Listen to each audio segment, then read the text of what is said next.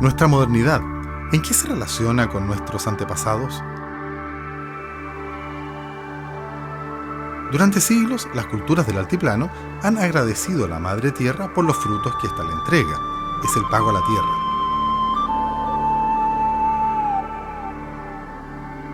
El chamán o yatiri ofrenda a la Pachamama devolviéndole parte de lo que obtiene de ella. Así agradece y rinde tributo a las riquezas ocultas que abundan en esta tierra. Tatalicanco mamaquimancho, tatapulancho, y toso cusco, a procheita tincarisca, a tocar a mis cerros maico, tayamaico. Pero, ¿qué tiene que ver la modernidad de nuestra vida cotidiana con lo que este chamán hace en el altiplano? Estamos en el epicentro de la modernidad chilena, a 1500 kilómetros y a varios siglos de distancia de un chamán en el desierto de Atacama. Sin embargo, hay muchas cosas que nos unen. Por ejemplo, todo lo que está dentro de este celular, la última tecnología, contiene sales que provienen de ese mismo lugar. Soy Luis Weinstein. Quiero invitarlos a descubrir las riquezas ocultas del desierto de Atacama.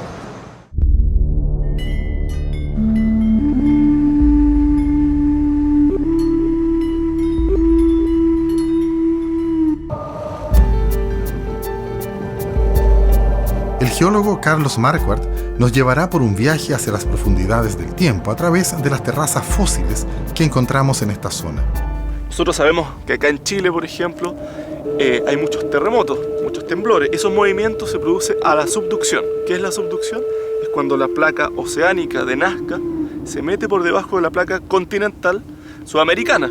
Y de alguna manera ese proceso, esa mecánica es la que va produciendo el alzamiento del continente, la formación de la cordillera. Gracias a los procesos de alzamiento del continente, podemos resumir que la cordillera de los Andes en general es todo Chile, desde costa hasta la cordillera principal donde están los volcanes, los salares, etc.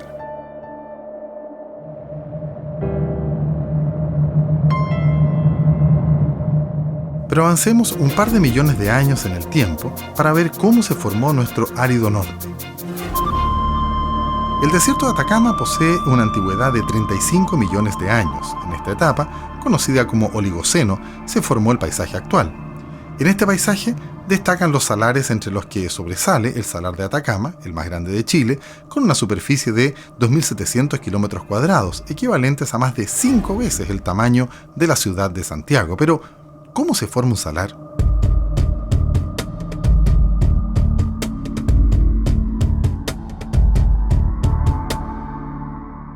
Bueno, los salares se forman generalmente en zonas que son cerradas, en el sentido de que llega de todas direcciones aporte de agua y esa agua no tiene salida.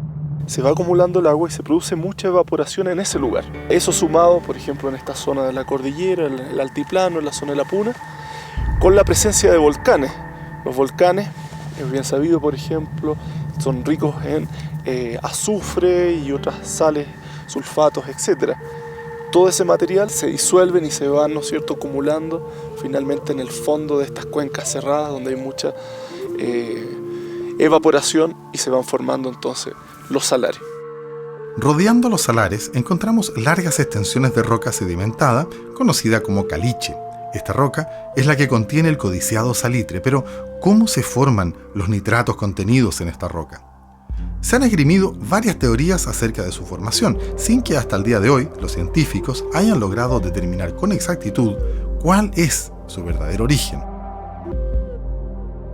No existe actualmente una idea definida y definitiva de cuál es el origen del salitre. Yo diría que las respuestas han ido evolucionando en el tiempo. Ya han ido evolucionando de tal manera que es como un embudo en el cual las ideas que en un momento ocuparon un gran volumen han ido decantando y ahora se pueden orientar en dos líneas principales. Una de las líneas principales es el origen atmosférico, y es lo que algunos tipos de análisis, como el caso de los isótopos estables, dice que sería cierto. Y la otra es una teoría de origen volcánico, y ese origen volcánico es una teoría que yo he defendido desde siempre, porque explica no solamente la proveniencia de los nitratos, sino que de todas las sales que lo acompañan, de todos los elementos que lo acompañan. La teoría de Chong es que las emanaciones volcánicas depositadas en las cuencas, sometidas a la evaporación durante siglos, forman el caliche. Este forma una costra de unos 2 metros de espesor que se presenta casi siempre en la misma superficie del desierto. Podemos concluir que la formación del salitre es un misterio, pero sus usos no eran misterio para los antiguos. Esta máquina del tiempo nos lleva miles de años adelante, hasta las culturas precolombinas que dominaban la agricultura. Los aborígenes Kunsa, para definir este mineral, le llamaron simplemente piedra salada en su idioma, Kair Kaichi. De allí proviene la palabra caliche.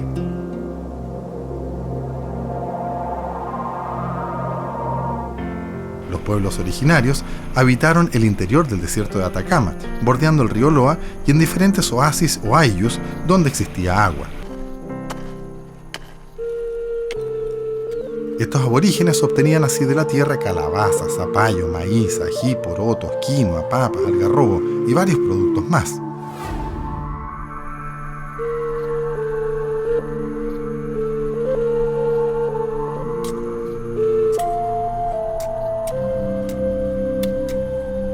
Los indígenas de la zona lo ocupaban, el salitre en estado bruto, digamos, el caliche, para abonar sus tierras. ¿Lo disolvían en el agua, me decían? Sí, los regueros que ellos usaban para regar sus plantas, ponían estas piedras que se disolvían y se daban cuenta que las plantas crecían mejor, con más fuerza y más rendimiento. Durante el siglo XVI, los españoles toman posesión de estos territorios instaurando sus doctrinas y estilo de sociedad.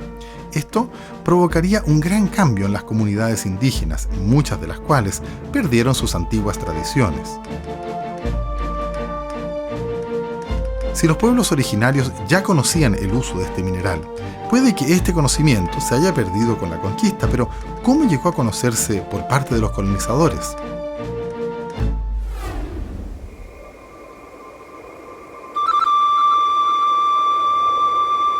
Una leyenda cuenta que en el siglo XVII, 2 indígenas se detuvieron al anochecer para acampar en medio del árido desierto.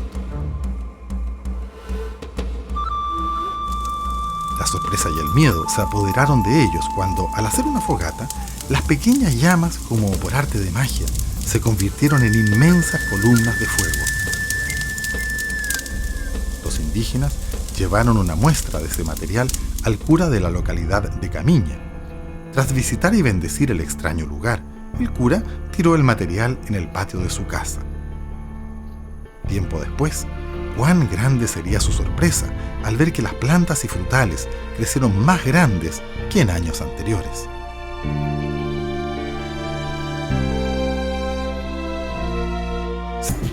En 1830 se realiza la primera exportación de salitre a Europa. Este material era utilizado no solo como fertilizante, sino también para la fabricación de pólvora.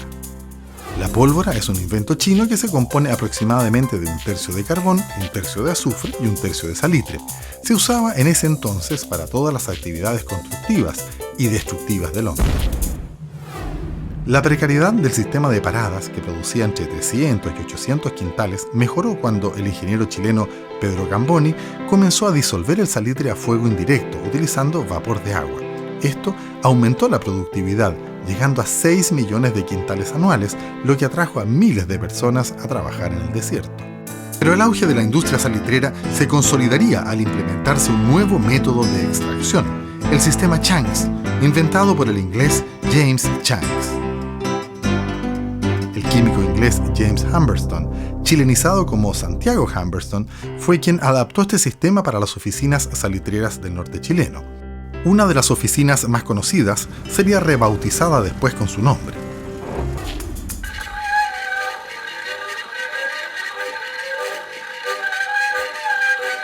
A pocos kilómetros de la oficina de Humberstone se encuentra la casa donde Santiago Humberstone pasaba largas temporadas.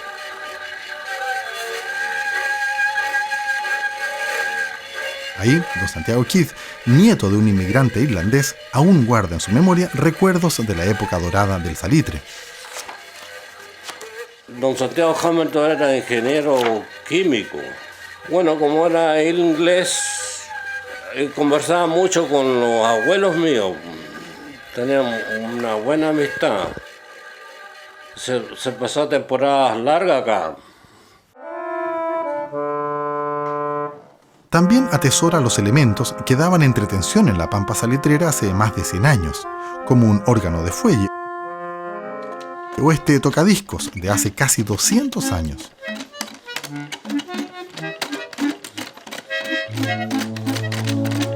En el lugar podemos encontrar el cementerio inglés donde fue enterrado Humberstone junto a otros inmigrantes ingleses. Como ellos no eran católicos, no podían ser enterrados en los cementerios que existían en la zona. Sus rejas, lápidas y materiales que ahí se usaron fueron traídos en su totalidad desde Inglaterra.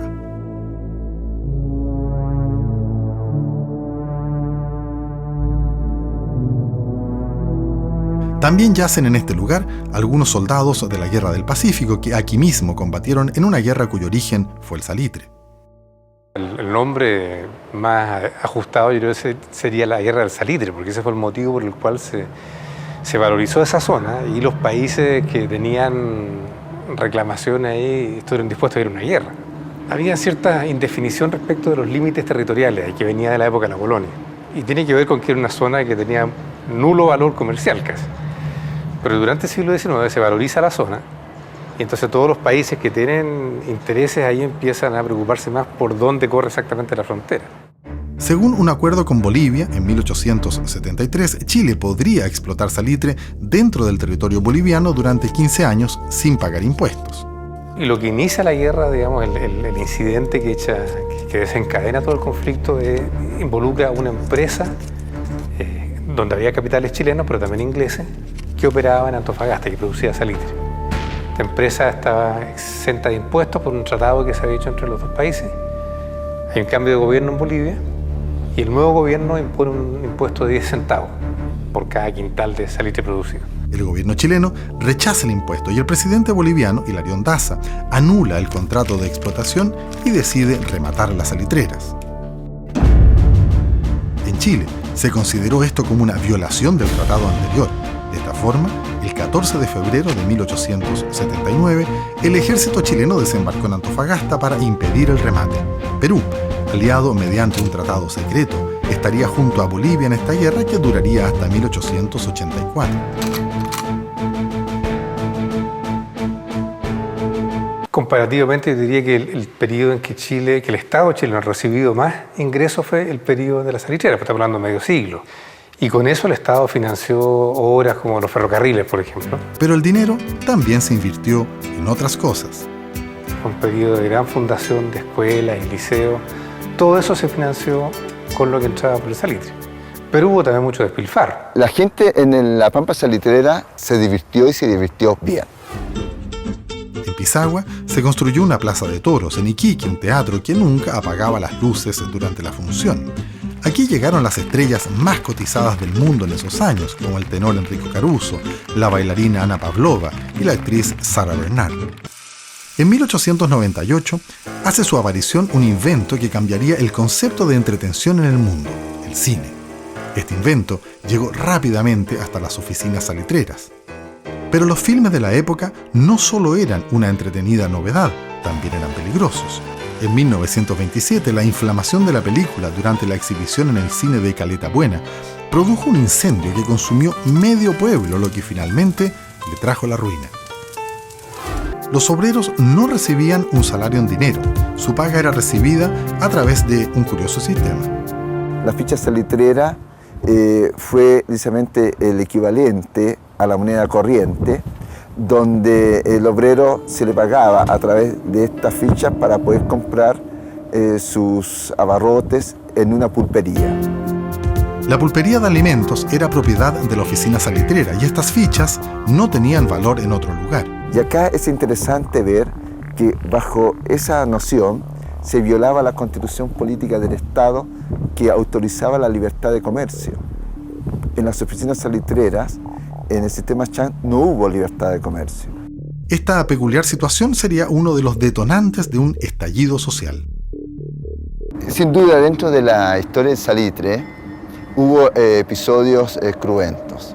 La misma huelga y masacre de diciembre de 1907 en Iquique fue un proceso de las luchas sociales, pero también de la pugna soterrada de las ideologías que debían animar las reivindicaciones sociales. La crisis económica mundial de 1929 agrava aún más este desastre. Lo que pasa es que la crisis fue muy violenta, entonces como la mayoría de estas empresas eran extranjeras, empiezan a retirar sus capitales, a producir menos porque no había demanda, la demanda colapsa. Y llega la crisis salitrera del año 30, que coincidió en nuestro país y significó precisamente que fuese el país el más azotado a nivel mundial. Y el Estado intenta intervenir para mantener activas algunas oficinas y evitar la cesantía masiva que se estaba produciendo. Humberstone, Chacabuco y Pedro de Valdivia, la última en cerrarse, se han mantenido como testimonio de este importante periodo en la historia de La Pampa. El volver a contemplar estos paisajes, este rostro urbano ahora abatido, pero que fue alegre, feliz y dichoso hace 12 años, encuentro un sentimiento íntimo de bastante dolor, reminiscencias, que se compensa con todo lo valioso que adquirí de mi vida y desempeño profesional y social y cultural en esta oficina.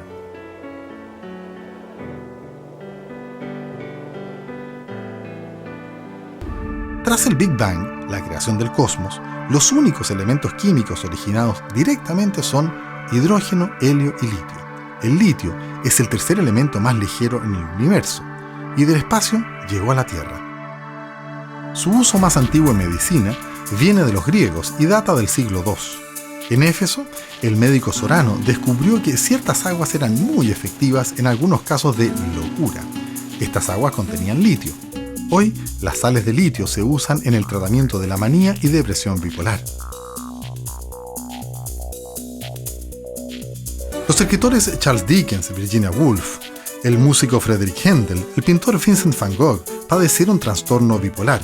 Ninguno de ellos tuvo la fortuna de contar con los beneficios de este elemento venido del espacio. Ya sabemos qué hacían los griegos, los chinos, los precolombinos, los españoles con estos misteriosos minerales. También conocimos el inicio de su explotación, los procesos históricos y sociales que todo esto trajo. Pero, ¿qué tiene que ver esto con la modernidad del día a día? Acompáñenme en la última etapa de nuestro viaje por el tiempo hacia el futuro.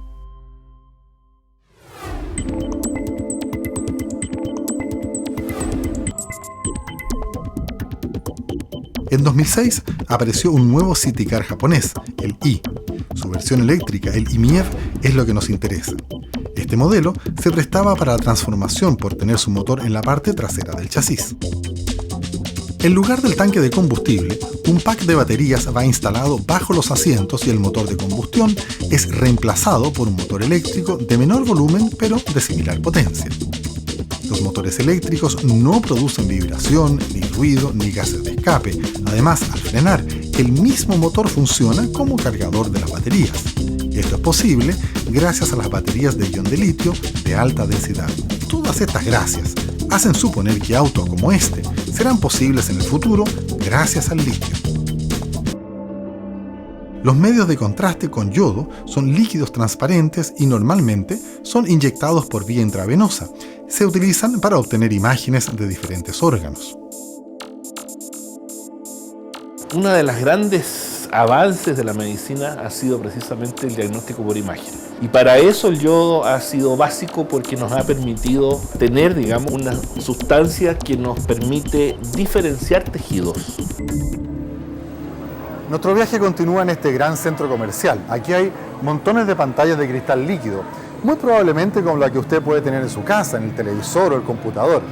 ¿Qué tiene que ver esto con lo que estábamos viendo? Fíjese que al interior de estas pantallas también hay yodo. Veamos dónde se esconde. Un televisor LCD de 40 pulgadas ocupa unos 30 gramos de yodo, lo que equivale a unos 6 centímetros cúbicos de yodo en polvo, o sea, 2 cucharadas soperas.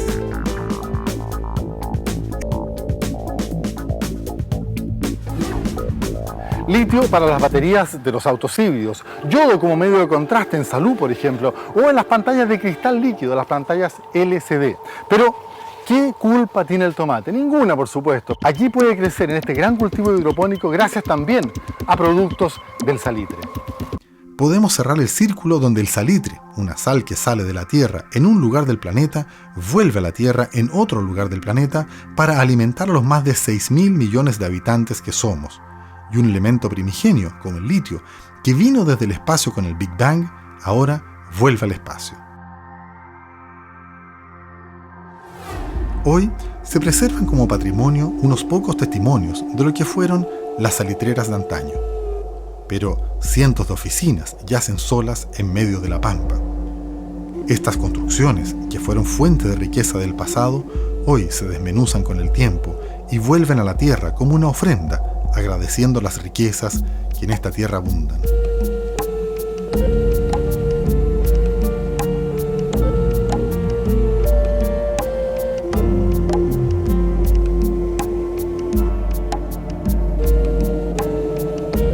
Por millones de años, estos misteriosos minerales han dormido en los suelos de Atacama. Hoy son una base importante del desarrollo humano.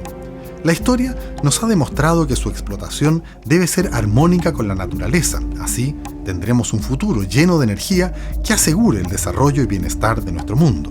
Por eso, debemos tomar el ejemplo de las culturas antiguas y agradecer a la Madre Tierra por las riquezas ocultas del desierto de Atacama.